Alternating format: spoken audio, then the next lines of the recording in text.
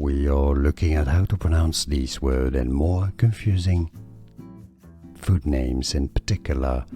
Stay tuned to learn more, and until the end of the video.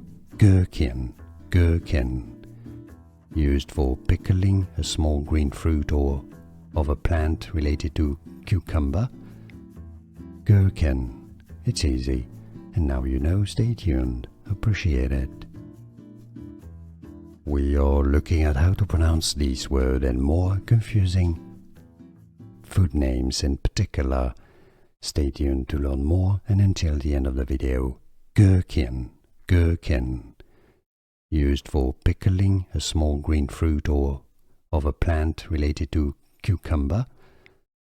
Gherkin, it's easy, and now you know. Stay tuned, appreciate it. Here are more videos on how to pronounce more confusing words and names too many mispronounced. Like this video if you found it useful. I appreciate your support. I'll see you soon, and thanks for watching.